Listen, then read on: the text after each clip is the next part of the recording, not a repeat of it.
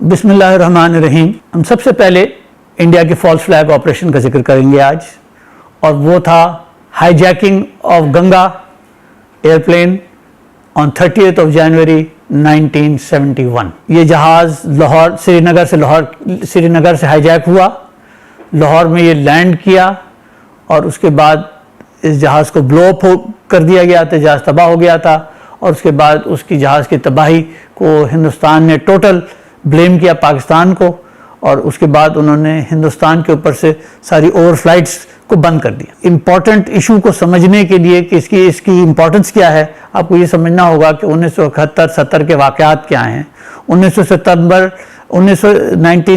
کے اندر دسمبر 1970 میں الیکشنز ہو چکے تھے, عوامی لیگ جیت چکی تھی, اور عوامی لیگ کی گورنمنٹ بننی چاہیے تھی, مگر بھٹو صاحب کے ریشہ دوانیوں کی وجہ سے یہ نہیں ہو رہا تھا, جس کی وجہ سے عوامی لیگ مشرقی پاکستان میں زور پکڑتی جا رہی تھی, اور مشرقی پاکستان میں اب مظاہرے بھی ہونے لگ گئے تھے اور گڑبڑ بھی ہونی شروع ہو چکی تھی.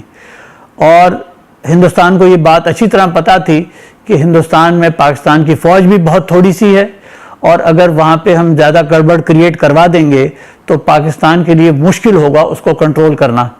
تو لہٰذا it was a very well planned activity کہ کسی طریقے سے کوئی ایسی ایکٹیویٹی ہو جائے جس کے بعد وہ پاکستان کے ہوائی جہازوں کو انڈیا کے اوپر سے اوور فلائی کرنے کی اجازت روک دی جائے, اور اسی لیے یہ سارا فالس فلیگ آپریشن کیا گیا. واقعہ کیا ہے کہ گنگا ہندوستان کا ایک فوکر ایئرپلین کا نام تھا, جو کہ کافی سال پہلے ڈی کمیشن کر دیا گیا تھا. 1966-67 میں وہ ڈی کمیشن کر دیا گیا تھا. جب انڈین را نے اس بات کو پلان کیا کہ یہ کام کیا جائے, تو انہوں نے اس جہاز کو دوبارہ کمیشن کیا کہ چلو بھائی ایک آخری فلائٹ تو اسی سے چلوائی لیں. اور اس کے اندر جو دونوں اس میں ہائی جیکرز تھے, ایک کا نام تھا ہاشم قریشی اور ایک اشرف قریشی.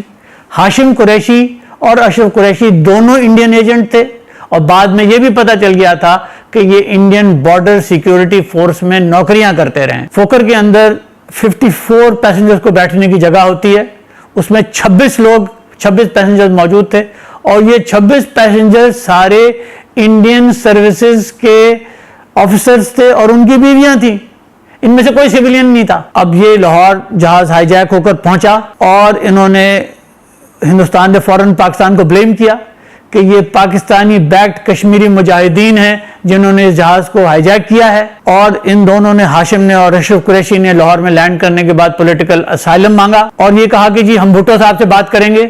جنوری 1971 میں بھٹو صاحب کی کوئی حیثیت نہیں تھی. بھٹو صاحب ہیڈ اونلی پیپلز پارٹی کے ہیڈ لیڈر تھے, جو کہ لیڈر آف دی اپوزیشن سے زیادہ ان کی کوئی پوزیشن بننی نہیں تھی. مگر پھر بھی ان دونوں نے کہا کہ ہم تو بھٹو صاحب سے بات کریں گے, کیونکہ بھٹو صاحب کو کوئی نہ کوئی پیچھے سے آشیرواد ہوئی بھی ہوگی نا. اور بھٹو صاحب کے کہنے پر ان دونوں کو پولیٹیکل اسائلم دے دیا گیا, اور بھٹو صاحب نے ساری چیز نیگوشیٹ کی. اس کے بعد جب ان کے پیسنجرز کو اتار دیا گیا, تو ان دونوں ہائی جیکرز نے اس پلین کو بلو اپ کر دیا. اس بلو اپ کرنے کی بیسس کے اوپر ہندوستان نے یہ الزام پاکستان پر لگایا, اور اس کے بعد اوور فلائٹس بند کر دیں. اس اوور فلائٹس کو بند ہو جانے کی وجہ سے اب پاکستان فوج کے لیے وہاں پر سپلائیز ایسٹ پاکستان بھیجنا اور مشکل ہو گیا, اور اگلا ایک سال جنگ چلی, اس کے اندر بہت دقت ہوئی ویسٹ پاکستان سے to support the efforts in East Pakistan. اور یہ ان کا ایک ماسٹر سٹروک تھا جو انہوں نے ڈیفینیٹلی کیا. ہاشم قریشی اور اشرف قریشی دونوں پہ پھر کیسز چلے پاکستان میں.